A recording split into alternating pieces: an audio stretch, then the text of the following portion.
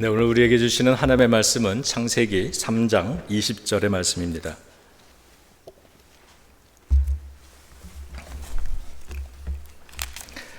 창세기 3장 20절 한 절의 말씀만 보겠습니다.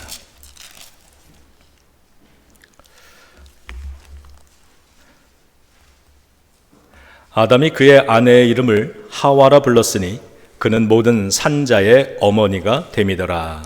아멘. 성경에 보면 인류 최초의 여성은 하와이죠. 그런데 처음부터 하와라고 하는 이름으로 불려진 것이 아니었습니다. 처음에는 단지 여성이라고 불려지고 있습니다. 기록을 보면은요, 창세기 2장 같은 경우는 여호와 하나님이 아담에게서 취하신 갈빗대로 여자를 만드셨다. 아담이 이르되 이것을 남자에게서 취하였은즉 여자라 부르리라, 이렇게 기록합니다. 3장으로 넘어가면 뱀과 여자가 또 남자가 함께 대화하는 장면이 나오는데, 뱀이 여자에게 물어 이르되 또 여자가 뱀에게 말하되, 여자가 그 나무를 본즉 하나님이 나에게 주신 저 여자가, 그리고 하나님이 여자에게 이르시되, 이런 기록들을 하고 있습니다. 이렇듯 인류 최초의 여성은 이름이 아닌 여성성으로 불려지고 있다는 겁니다. 그랬던 여자에게 처음 주어진 이름이 있었는데 그 이름이 하와라는 겁니다. 그리고 그 하와라는 이름의 뜻은 모든 산자의 어머니라는 겁니다. 그러니까 하나님께서 여성에게 붙여주신 첫 이름은 어머니다 였다는 거예요. 어머니다. 그리고 그 말은 어머니라고 하는 사명과 함께 첫 이름이 주어졌다는 뜻이 되기도 합니다. 그런데 이 어머니라고 하는, 하와라고 하는 이름이 언제 주어졌느냐 하면요, 사람이 죄를 지은 직후에 주어집니다. 왜일까 생각을 해봅니다. 여러분 한번 생각해 보세요. 뭐 성경이 그냥 아무 생각 없이 허투루 쓰여진 건 아닐 테니까. 여자라고 불러대던 그 사람에게 하와라고 하는 첫 이름을 주셨는데, 그 이름의 뜻이 모든 살아있는 사람들의 어머니다라고 하는 뜻이었고, 그 이름은 우리 사람들이 죄를 진 이후에 주어졌다라고 하는 것. 왜일까를 묵상해 봅니다. 이제부터 죄를 지었기 때문에, 하나님과의 관계가 망가졌기 때문에 이제부터는 죄의 고통 속에서 살아가야 하는 인생들이 되었는데, 그런 인생을 치유하고 그런 인생의 생명을 살리기 위해서 반드시 누가 필요하기 때문이다? 어머니가 필요하기 때문이라는 겁니다. 우리 예수님의 모습도 생각을 해보면, 예수님께서 저 십자가에서 우리를 구원해 주시지 않았습니까? 그 예수 그리스도의 저 십자가에서 보여주신 모습은 마치 어미새가 새끼를 날개로 품듯이 자신이 모든 위험을 감수하면서 새끼를 보호하고 구원해 주시는 그런 어머니의 모습이었습니다. 하와라고 하는 이름을 주실 때 이미 하나님께서는 그 어머니라고 하는 그러한 마음, 그 어머니의 뜻, 그 속에 이미 예수 그리스도를 보내주셔서 우리를 구원하고 용서하시고자 하는 그런 계획을 이미 다 세워놓으셨던 것이죠. 오늘 이 본문을 읽으면서 하나님께서는 저와 여러분들, 우리들에게도요, 어머니의 마음을 주신다는 걸 알 수 있습니다. 저와 여러분들, 우리들도 어머니의 마음을 가지고 우리 가정을 세우고 우리의 예빛교회를 세우기를 원하신다는 것입니다. 그래서 이제부터 성경이 가르치는 어머니의 마음을 품고 산다는 것의 의미 두 가지를 함께 나누려고 합니다. 첫째는요, 어머니의 마음은 기꺼이 수고와 고통을 감당하려는 마음입니다. 저를 따라해 보시죠. 어머니의 마음은 기꺼이 고통과 수고를 감당하려는 마음이다.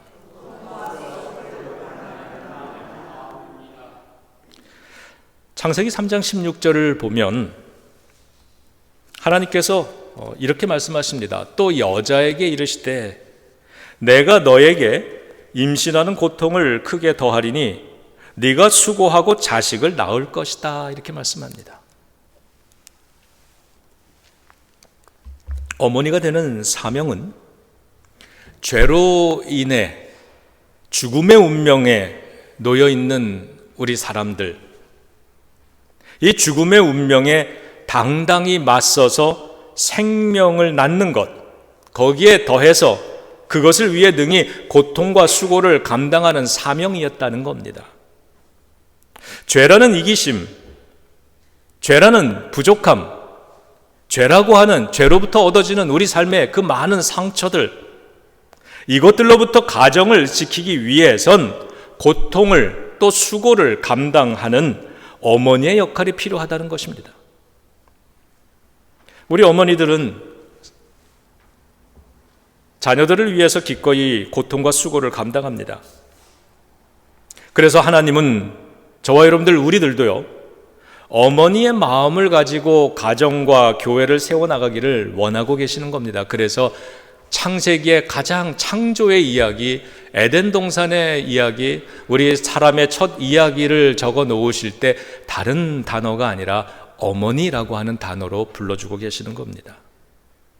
우리가 어머니의 마음을 가지고 우리에게 맡겨주신 가정을 세우고 우리 교회를 세워나간다는 것은요, 고통과 수고를 기꺼이 담당하겠다는 그러한 어머니의 마음을 가지기 원하시는 것에 있는 겁니다. 오늘 주보에 어머니 주일에 대한 어머니에 대한 시 몇 편 실어드렸는데 그 중에 박경리 시인의 히말라야의 노새라고 하는 시가 있습니다. 히말라야에서 짐지고 가는 노새를 보고 박범신은 울었다고 했다. 어머니, 평생 짐을 지고 고달프게 살았던 어머니 생각이 나서 울었다고 했다. 박범신 씨가 히말라야 여행을 갔던 것 같습니다. 거기에 짐을 지고 그 산을 오르는 이 노새를 보는 순간 이 박범신 씨는 다른 생각이 아니라 자기의 어머니가 떠올랐다는 겁니다. 저 노새의 모습을 보니 우리 어머니의 삶을 참 많이 닮았구나. 그래서 거기서 울었다는 거죠. 잘 알려진 시라 아마 여러분들 한두 번 이상은 다 읽어보셨을 것 같아요. 심순덕 시인이라는 분이 쓴 엄마는 그래도 되는 줄 알았습니다 라고 하는 시가 있습니다. 엄마는 그래도 되는 줄 알았습니다. 하루 종일 밭에서 죽어라 힘들게 일해도 엄마는 그래도 되는 줄 알았습니다. 찬밥 한 덩이로 대충 부뚜막에 앉아 점심을 때워도 엄마는 그래도 되는 줄 알았습니다. 한겨울 냇물에 맨손으로 빨래를 방망이질 해도 엄마는 그래도 되는 줄 알았습니다. 배부르다, 생각 없다, 식구들 다 먹이고 굶어도 엄마는 그래도 되는 줄 알았습니다. 발 뒤꿈치 다 해져 이불이 소리를 내도 엄마는 그래도 되는 줄 알았습니다. 손톱이 깎을 수조차 없이 닳고 문드러져도 엄마는 그래도 되는 줄 알았습니다. 아버지가 화내고 자식들이 속썩여도 전혀 끄덕 없는 엄마는 그래도 되는 줄 알았습니다.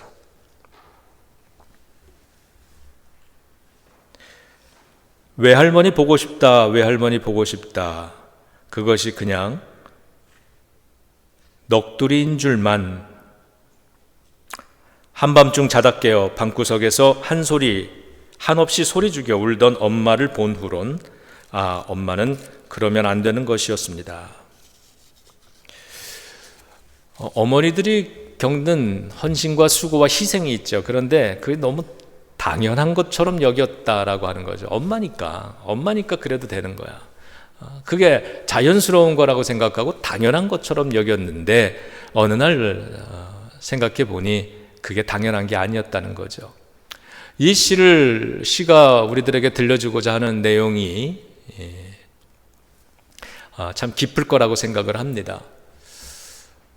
이 시들에서 우리가 발견하는 공통적인 어머니에 대한 좋은 어머니에 대한 이미지는 희생, 고통과 수고를 넉넉히 감당하는 그 깊은 어머니의 마음, 깊은 사랑을 가진 그러한 모습인 겁니다. 하나님께서 죄로 인해 당하게 되는 그러한 우리 가정에 이름을 하나 주시면서 너희는 이제부터 어머니라고 말씀하신 이유도, 그리고 어머니가 되기 위해 너는 고통과 수고를 감당해야 된다라고 말씀하신 이유도 여기에 있다고 생각을 합니다. 오늘 성경의 말씀 앞에서 이런 묵상을 해봅니다. 그렇다면 그것이 어머니라고 하는 어머니의 마음을 우리들에게 주시려고 했던 그 하나님의 어떤 뜻이라고 한다면, 내가 어머니의 마음을 잃어버리면 생명을 잃어버리는 것이겠구나. 어머니가 어머니의 마음을 갖지 못하면 그냥 여성일 뿐입니다. 여자요, 여자요, 계속 그렇게 불려졌습니다. 교회인 우리가 어머니의 이 마음을 잃어버리면 교회는 그냥 종교일 뿐입니다. 이것이 어머니의 마음을 갖고 살아가는 첫 번째 의미라고 믿습니다. 기꺼이 고통과 수고를 감당하려는 마음입니다. 두 번째는요, 어머니의 마음을 가진다는 건, 저를 따라해 보시죠. 신앙의 고백을 가지고 산다는 것이다. 네. 어머니의 마음을 갖고 산다는 것의 두 번째 의미는 신앙의 고백을 가지고 산다는 뜻입니다. 왜냐하면 하와라고 하는 이름은요, 신앙 고백이 담긴 이름이기 때문입니다. 왜냐하면 아직 인류에게 있어서 첫 잉태, 그러니까 아이를 갖는 첫 임신, 그리고 첫 출산, 이걸 경험하지 못했던 시대입니다. 인류 역사에서 출산이 무엇인지 아직 모르던 시기에 하나님께서 내가 너에게 장차 자녀라고 하는 생명을 낳게 해주리라, 하나님의 약속 하나만 있는 겁니다. 하나님이 자녀를 낳게 해주신다고 말씀하셨는데, 잉태하는 고통과 수고를 감당해야 된다 그랬는데, 잉태가 무엇인지 아직 사람은 모르는 겁니다. 출산이 뭔지 모르는 겁니다. 자녀가 무엇인지 모르는 겁니다. 더 그렇기 때문에 어머니라고 하는 것의 개념을 모르는 겁니다. 다만 하나님의 약속이 있는 것인데, 그 약속을 믿고 이름을 무엇라고 짓습니까? 모든 산자들의 어머니라고 하는 이러한 기가 막힌 이름을 지은 겁니다.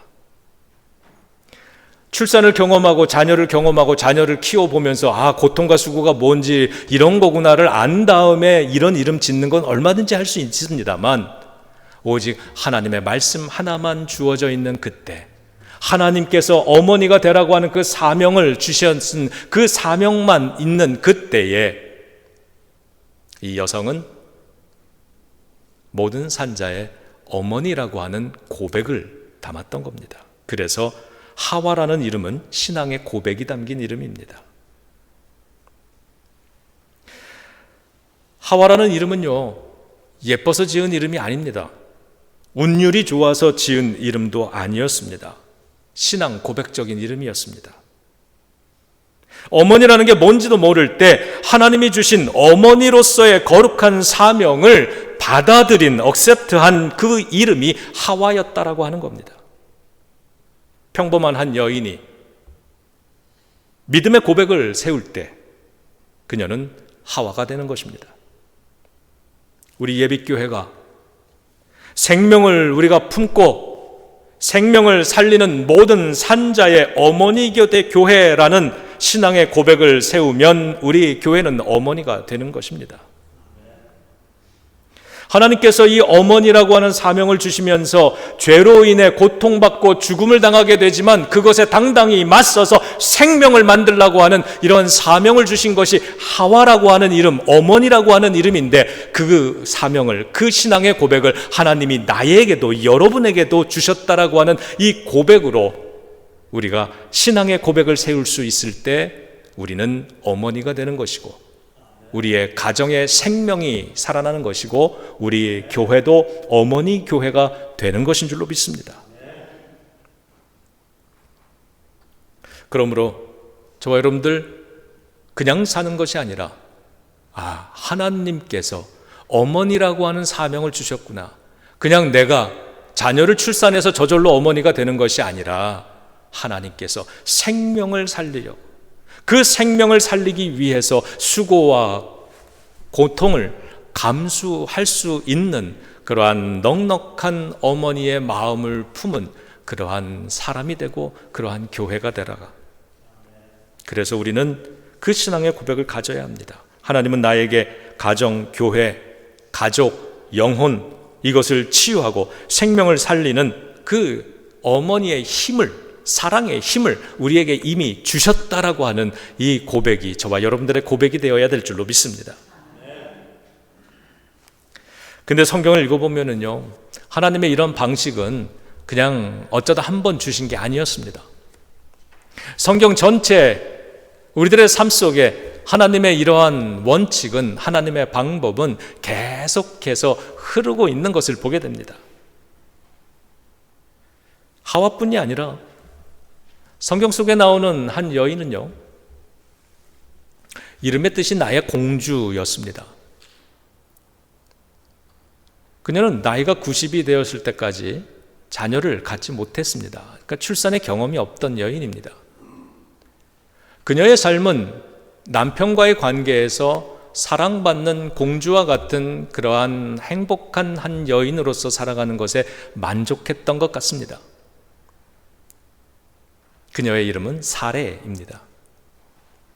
그랬던 사레가 모든 나라의 어머니라고 하는 뜻의 이름인 사라로 신앙의 고백을 바꾸게 됩니다.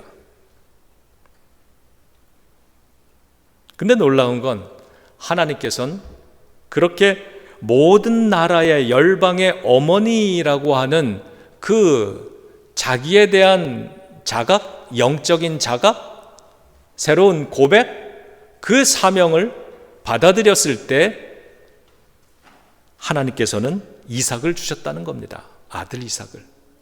90년 동안 허락되지 않았던 아들이 사라라고 하는 삶의 어머니라고 하는 이 신앙의 고백을 세울 때 그 고백을 담아내자 허락되었던 것이죠. 저는 하나님께서 이미 저와 여러분들 우리들에게도 그와 같은 동일한 힘을 허락해 주셨음을 믿습니다. 우리 교회도 오늘 우리 모두가 우리 자신을 어머니라고 고백을 하고요, 모든 나라의 어머니 된 교회로 고백한다면, 그리고 그런 어머니의 마음을 품고 내가 기꺼이 어머니의 마음으로, 어머니가 자녀를 사랑으로 돌보듯 희생하고 감수하겠다라고 하는 그런 신앙의 결단을 담아내면 하나님께서도 우리 교회에게 허락하시는 이삭의 축복의 역사가 있을 줄로 믿습니다. 어머니의 마음을 품고 살아가는 것은 세상 어떤 것보다 가치 있는 일입니다.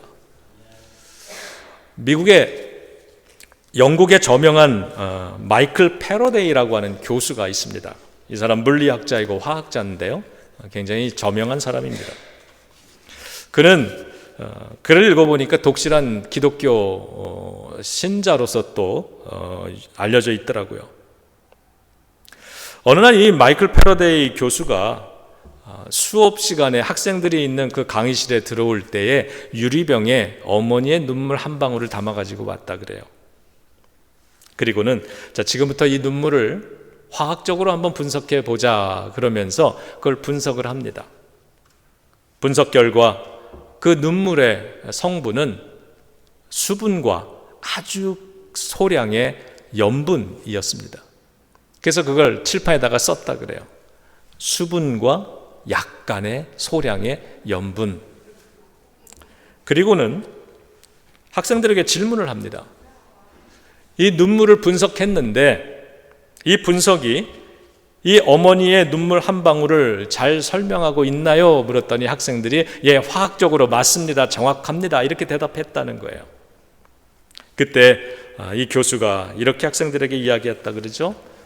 여러분, 과학적으로는 맞습니다. 수분과 소량의 염분이 어머니의 눈물이 맞습니다. 그러나 어머니의 눈물을 다 설명하는 말이라고는 할 수 없죠. 이 눈물에는 자녀들을 위해 기도하던 어머니의 간절한 사랑이 담겨 있습니다. 그래서 이 눈물은 세상의 그 어떤 것과도 바꿀 수 없는 값진 것입니다. 우리 사랑하는 성도 여러분, 하나님은 저와 여러분들 우리들에게 이미 어머니의 마음을 허락해 주셨습니다. 그 어머니의 마음을 품을 때 우리는요, 생명을 살리는 힘을 갖게 되는 것입니다. 어머니의 마음을 품을 때 우리는 고통과 수고도 넉넉히 감당할 수 있는 것인데, 그 힘을 이미 하나님께서는 저와 여러분들 우리들에게 이미 충분히 주신 것입니다.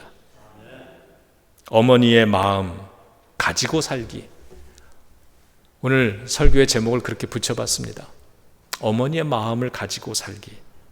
어머니의 마음에는 생명의 능력이 있습니다. 그 마음은 기꺼이 고통과 수고를 감당하는 힘을 줄 것입니다. 어머니 주일을 맞아 그러한 가정들이 되시기를, 그러한 성도들이 되시기를 우리 주 예수님의 이름으로 축원합니다. 기도하겠습니다. 하나님, 죄도 많고 이기적이고 부족하고 그래서 상처도 많고 고통도 많은 그러한 세상입니다. 어쩌면은 사람으로서 살아가는 이 세상, 우리 속에 있는 그 죄 때문에 많은 상처를 주고 고통을 받으며 눈물로 이 세상을 살아가야 되는 그러한 순간들이 있을 것입니다. 오늘 우리들에게 그러한 죄에 맞서서 생명을 세우고 그 생명을 세우기 위해 기꺼이 고통과 수고를 감당하라고 어머니의 마음을 품고 살아가도록 그렇게 우리를 부르시는 주님의 음성을 마주대하며 하나님, 간절히 기도하오니 그 어머니의 마음이 우리에게도 있게 하여 주시옵소서.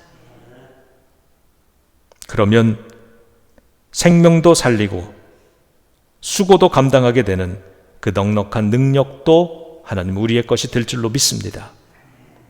이 고백을 가지고 살아갈 때에 우리의 가정 속에, 우리의 교회 속에 하나님이 베풀어 주시는 생명의 역사, 구원의 역사 있을 줄로 믿사오니 아버지 하나님, 오늘 어머니 주일을 맞아 우리 모두가 이제 남은 삶 어머니의 마음을 잃지 않고 살아갈 수 있는 귀하고 복된 축복이 있게 하여 주옵소서. 예수님의 이름으로 기도드립니다. 아멘.